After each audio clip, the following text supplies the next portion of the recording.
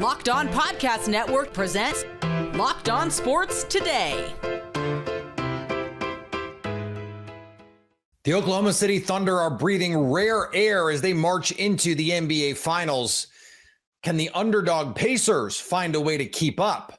And the Jacksonville Jaguars will be better than we expect.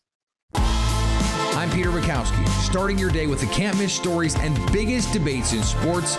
You're Locked On Sports Today. Searching all major sports. Found. Let's start with the biggest story.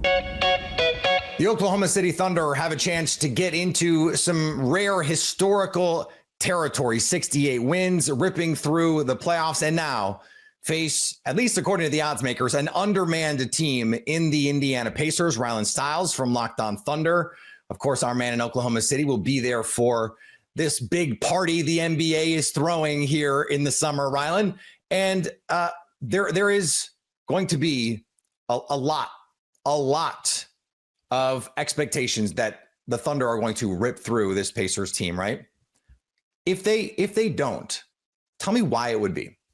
If the Thunder do not take care of the Indiana Pacers, it will be because the Pacers stuck true to their identity of limiting turnovers and knocking down threes. And the Thunder for the last 2 years have been willing to concede corner three-point opportunities. It got them beat last postseason because PJ Washington went on an absolute heater, and that was part of their downfall against Dallas. Indiana has plenty of guys better than PJ Washington at shooting the three ball. They've done it all postseason long. If they can continue to keep the ball moving and find the open man offensively, and this Thunder historically great defense can't adjust and kind of take that away, then Indiana will be able to get a series win based on their three-point shooting. Lou Dort probably going to get the assignment on Tyrese Halliburton, but Pascal Siakam was the Eastern Conference Finals MVP. In some ways, that might be the matchup where you go, okay, they've got all these switchable wings. Who's going to get that Siakam assignment? I'm going to assume that it starts with Jalen Williams, J-Dub starting on Siakam, and then he's going to feature a lot of heavy Alex Caruso opportunities on Siakam. And those two guys primarily will be defending Siakam, I assume. So this Thunder offense, we've seen the Denver zone beguile them a little bit. Do you think they unlocked something there? Because, the Wolves tried it, didn't really work. We know Rick Carlisle and the Pacers, they're going to have a plan here for this offense. And we saw against Denver in particular, this offense, if they're not getting in transition, the offense can get a little clunky. Like you and I talked about this at times, right? So the Pacers do not turn the ball over. They've been spectacular in the postseason, avoiding that. So where do they look to manufacture offense if they can't get out and run, aside from, the MVP? Yeah, you would need a really good three-point shooting series, which you haven't truly gotten yet from a team standpoint of just a great three-point shooting series. If that happens, it can loosen up Indiana's defense and make life easier on OKC. But it's really going to come down to SGA, and he's going to have to handle a lot of different coverages throughout this series. We know that Rick Carlisle has 1,000,000,001 tricks to maximize the talent on his roster every single year and try to turn those deficiencies into advantages for his team. So he's going to make life tough on SGA, and there are some avenues for the Pacers defense to do that, but how Shea navigates through that will go a long way in deciding the series. Am I crazy for thinking in a lot of ways these two teams, at least from like the kinds of bigs they have, the wings, the pace, the style, the chaos, are in some ways mirror images of one another? Yeah, I mean, they are truly the same team. I think that the reason why you're seeing a lot of people side with OKC is that, like, right now, everything that the Pacers have better players doing the same things. Yes, right now, everything the Pacers do well, the Thunder do better. It's like anything you can do, I can do better. And so yes, these two teams play very similarly.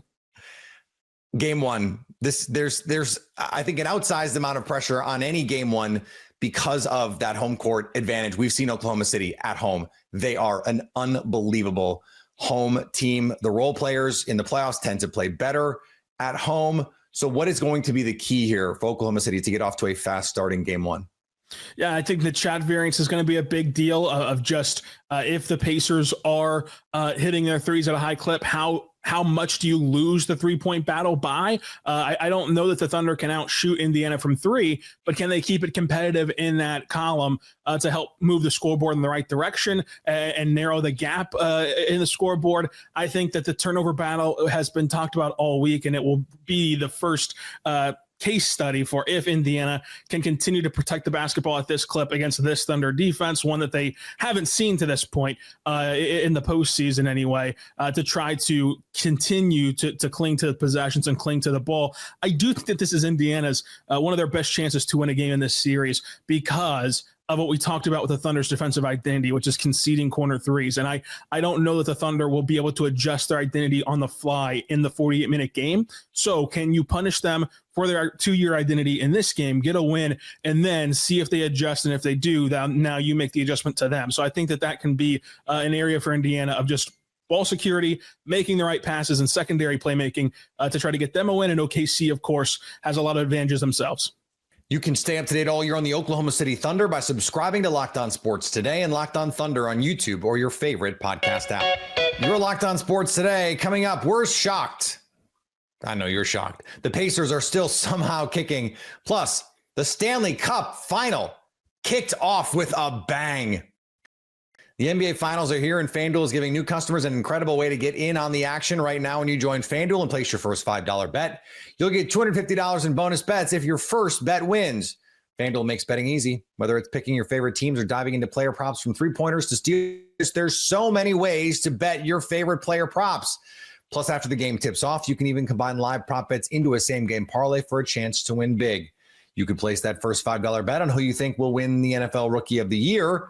Travis Hunter is 9-1 to win the offensive award, but 10-1 to win the defensive award as well. I would probably take both of those. Don't miss out. Head to FanDuel.com and claim your $250 in bonus bets today. The Florida Panthers blew a golden opportunity to go on the road and swipe Game 1 of the Stanley Cup Finals away from the Oilers. Ain't that a rough way to lose? What is up, guys? I'm Armando Velez here from the Locked On Florida Panthers podcast here to quickly break down the Panthers' 4-3 loss against the Edmonton Oilers in Game 1 of the Stanley Cup Final. And the ice was tilted in the first period to Edmonton's direction, even though the Panthers pounced twice, 2 goals on 5 shots for them. The Panthers couldn't take advantage of the second period where the ice was tilted in their direction. After they went up 3-1, Edmonton responds quickly. The Oilers tied it up in the third period, and the Panthers only 8 shots after the first 40 minutes. That's not going to be good enough. Multiple icings for the Panthers, and then a delay of game penalty by Tomas Nosek, and Leon Draisaitl ends it in overtime, his second goal of the game after having no goals in the previous Stanley Cup final between these two teams. We're going to break all this down and more on tomorrow's edition of the Locked On Florida Panthers podcast, your team every day. It was looking dicey there for Edmonton, but they found a way, came back in overtime to get a Game 1 win to kick off the Stanley Cup Finals.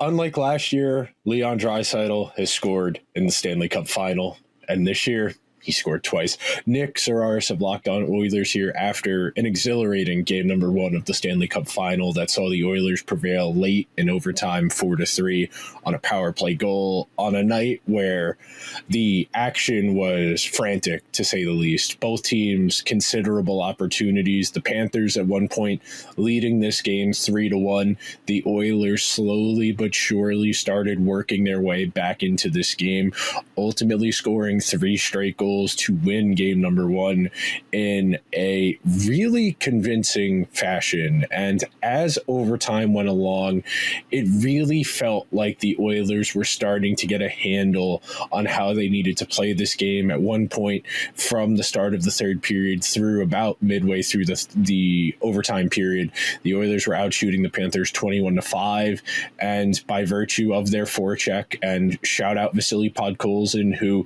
he's not going to get credit for forcing the delay of game penalty there towards the end of overtime, but a really noticeable night from the fourth line, him and Kapanen in particular flying around out there.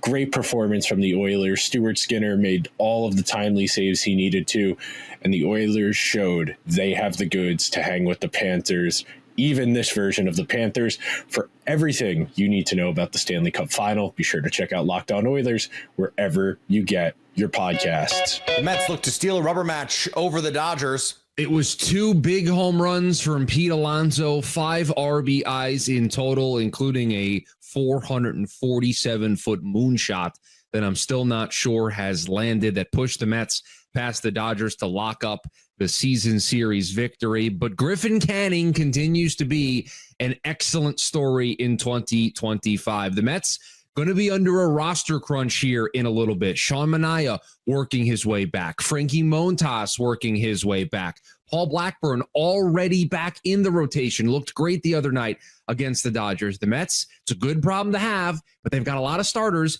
and only 5, potentially 6 spots. And Griffin Canning, his last 2 times out, 1 against these Dodgers, a rain-shortened game for him, and then a bad outing against the White Sox under a little bit of the microscope. So how did he respond? Potentially his best start of the season. 6 scoreless innings against this Dodgers lineup. The piece de resistance for Griffin Canning, at least in my mind, a 5th inning strikeout looking of Shohei Ohtani that reminded me of Jake Diekman's strikeout of Aaron Judge in the Subway Series a year ago. With his rotation spot potentially up in the air, Griffin Canning delivered 6 scoreless innings, lowering his season ERA to 2.90. The New York Mets, biggest question going into the year, would they have the pitching? So far, the answer has been yes, and Griffin Canning has been at the center of it, and tonight delivered once again. The Indiana Pacers come into their first finals in 25 years as massive underdogs, better than 5-1 if you want to pick the Indiana Pacers, according to our friends at FanDuel. Tony East in Oklahoma City for the start of the series from Locked On Pacers. And Tony, this has been a I don't want to call it miraculous because I think that would be uncharitable here, but a charmed run for the Indiana Pacers. How do they try and keep it going here? Some miraculous games, I would certainly say. Well, within their yes, term. that's true.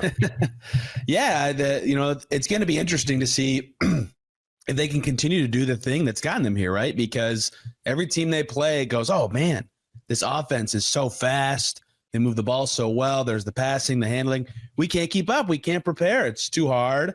They lose the first couple of games. They try to adjust, and they're too far behind. They can't catch up.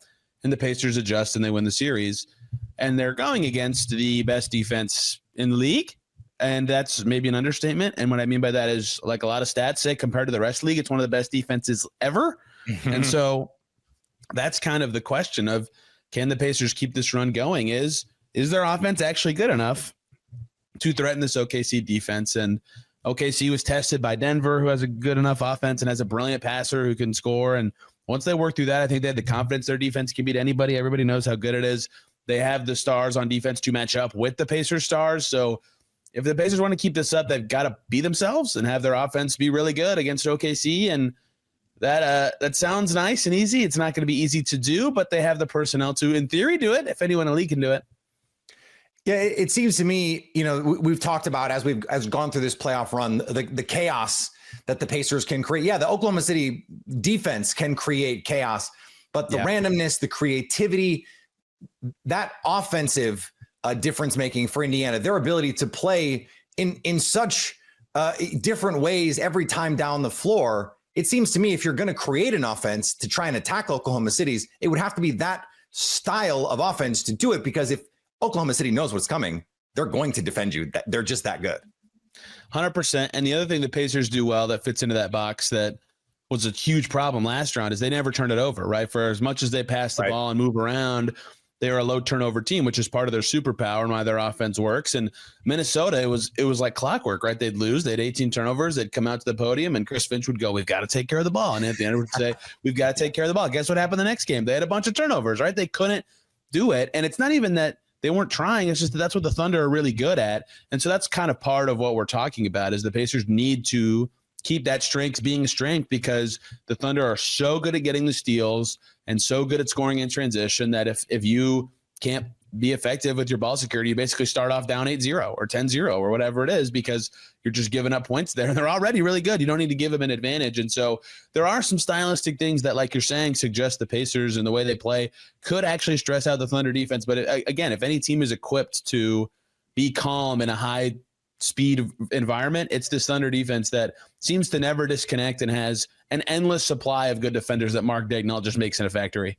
Yeah, and if you go back and look at some of the matchups in the regular season between these two teams, some of the lowest usage rates for Tyrese Halliburton on the year. How do you expect him to come out in game one here? Do you think he's going to say, let me get everybody else involved, or knowing that, because let's be honest, he knows that happened the last time, come out maybe a little bit more aggressive, which is not really his style of offense?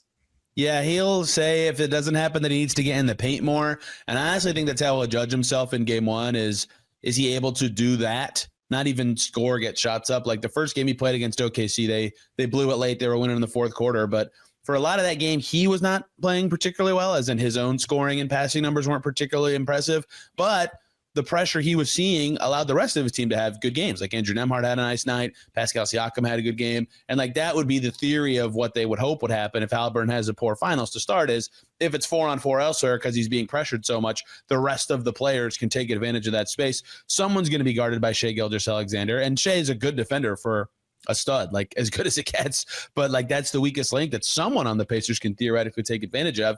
So Halliburton will, even in game one, like that'll be a big vision point for him is can he get in the paint, 2 feet in the paint? That's where he loves to be. He can do his jump pass and look off the low man and hit a roller or hit a corner shooter.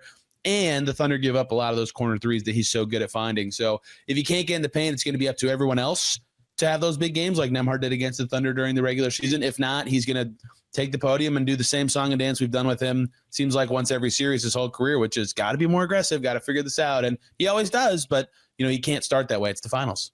Stay up to date all year on the Indiana Pacers by subscribing to Locked On Sports Today and Locked On Pacers on your favorite podcast app and on YouTube. Coming up, the Jaguars are finally going to turn things around. No, we swear this time. The Jacksonville Jaguars haven't quite flipped the switch yet with Trevor Lawrence. They don't even know where the switch is. It's dark. Brian Peacock and Matt Williamson believe that this could be the year the Jags overperform expectations. I think Jacksonville also qualifies. I really think they have found a coach, and maybe I'm putting the cart before the horse there. I'm not ready to jump off the Trevor Lawrence train. I think Hunter and Thomas could be the best wide receiver tandem in the league in a year or two, like Chase Higgins or better. I think that there's stuff there to like. And I don't think the defense is terrible, particularly in the front seven. So as a team that picked early, I know they traded up to 2. I think they could be better than expected. Again, I'm not saying they're going to win it all. Right. The Giants. Can we pause on the Jaguars for a second? Because they're an interesting one. They're one of the teams that immediately came to mind. Okay. They've been that team for a while. Yeah. They never do it. So right. Is the coach the final thing? Is having a superstar draft pick the final thing that really flips things? I'm starting to get a little bit more cynical about Trevor Lawrence and the Jacksonville Jaguars because they've kind of been that team for a while and never have quite completely flipped that switch. Yeah, I put a graphic out the other day that I don't know where I found it, but just most regular season wins since the year 2000. Only the Browns are worse than the Jags. Like sometimes there's just organizations aren't winners. I guess it depends on what your expectations are. FanDuel has their win total at 7.5. That means 8 wins. That would be a lot more than they had last year. In fact, double what they had last year.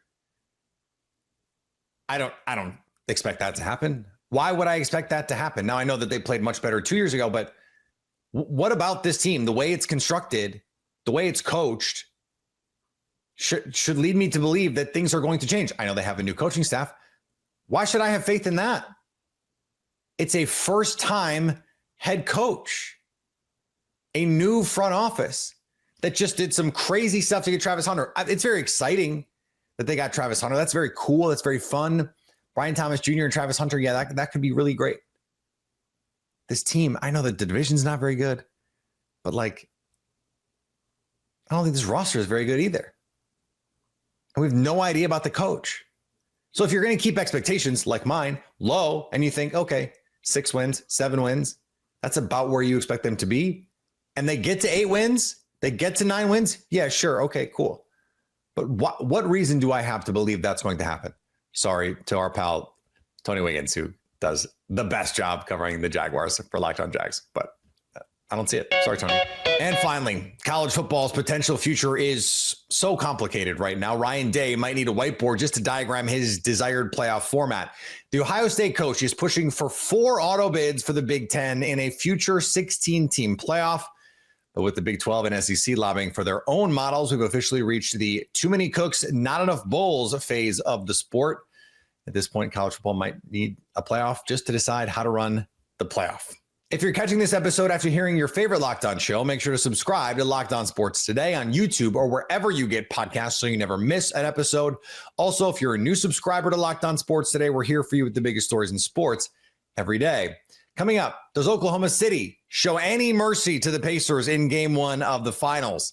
So at least until tomorrow, they won't. So at least until tomorrow, stay Locked On Sports Today.